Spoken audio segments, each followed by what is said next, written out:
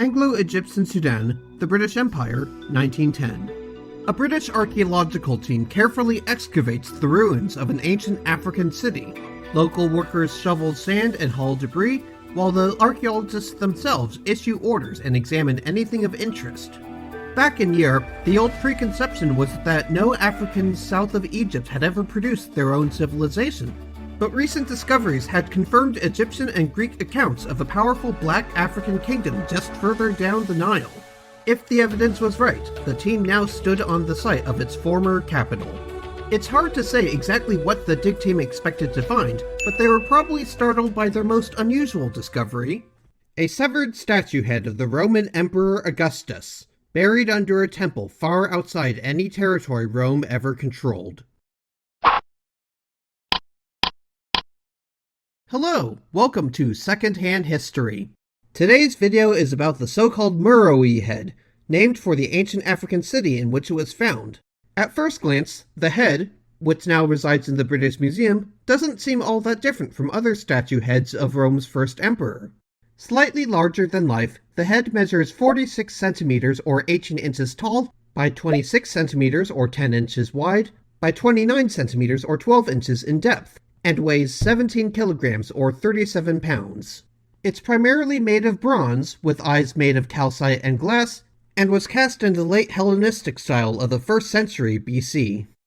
In other words, the Meroe head looked just like all the other representations of Augustus from the time. The odd part was where it was found. Meroe, the head's namesake, was the ancient capital of the Nubian kingdom of Kush. Located south of Egypt along the Nile, Nubian society developed in parallel to its more famous neighbor, but still maintained a distinct language, culture, and eventually even a separate writing system. Specifically, Kush itself emerged in 1069 BC after a period of Egyptian rule over Nubia, and eventually went on to briefly rule Egypt before being driven out in turn by new invaders a century later. Yet even as Egypt passed hands from one outside group to another, Kush maintained its independence, protected by the region's unforgiving climate and a series of rapids that made the Upper Nile hard to navigate. At no point did Rome ever rule Meroe. Nor had the statue head received any sort of reverent treatment. Far from it. Not only had the statue been decapitated, but the head was specifically buried under a temple stairway. Anyone entering the temple symbolically trampled it. Additionally, archaeologists found a mural of multi-ethnic prisoners kneeling before a Kushite queen, as well as a large inscription in the Meroitic language. We can't read it. Archaeologists have deciphered the script but not the language itself, but the context doesn't seem friendly. An account by Strabo, an ancient Greek geographer and historian, sheds light on a possible explanation. In 25 BC, 5 years after Augustus's annexation of Egypt, war broke out between Kush and Rome. While the Roman prefect or governor was away leading an army into Arabia, the then queen of Kush, Amanirenas, attacked and plundered several cities in southern Egypt. Strabo specifically states that her army seized statues of Augustus. The previous Roman governor was dismissed in disgrace, and his replacement, Gaius Petronius, arrived in Egypt with a retaliatory force of 10,000 men.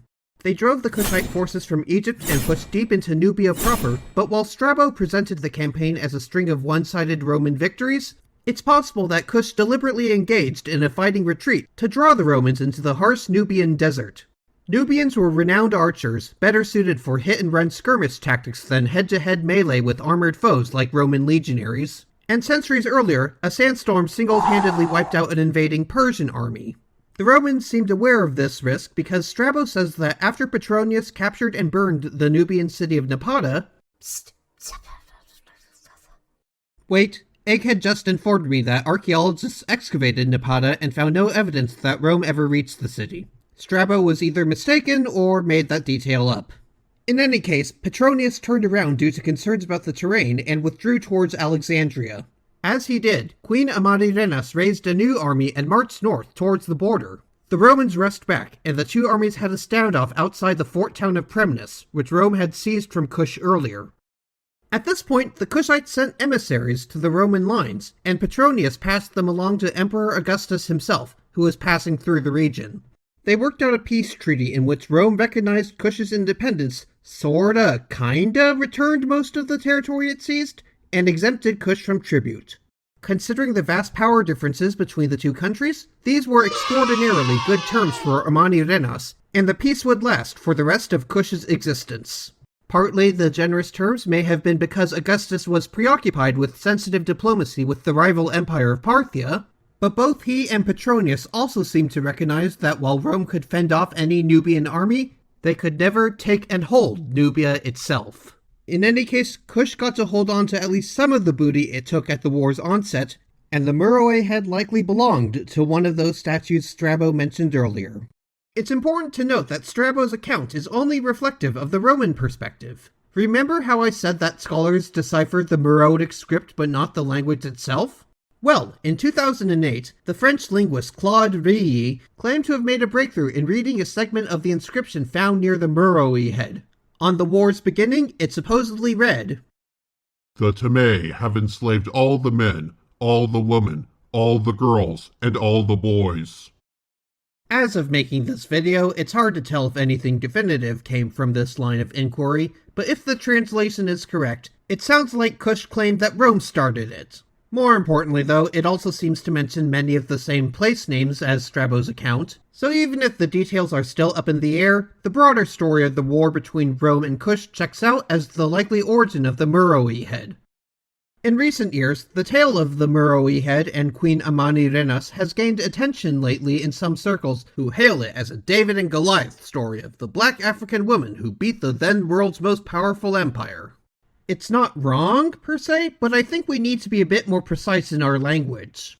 Whether they reached Napata or not, the Romans did a number on Kush's defenses and walked away with more influence over the Nubian border regions than before the war, and at no point did Kush defeat a full legion on the field. Make no mistake, forcing Augustus to negotiate as an equal party was a tremendous feat, but that isn't quite the same as defeating Rome. I think you're missing the bigger point. Given the power discrepancy between the two, Rome's inability to conquer Nubia was very much a win as far as Amanirenas was concerned. Additionally, there have been plenty of campaigns where one side's quote-unquote failure to win has been classified as a victory for the other. Still, the vocabulary connotations, ugh, are you just being pedantic for pedantry's sake again? I mean, arguably you're the one splitting hairs right now, but yes, you specifically created me to be a foil to you, and I'm doing my job. Touché. Well, what do you think? Let us know in the comments section. Thank you for watching, please like and subscribe, and hope to see you next time.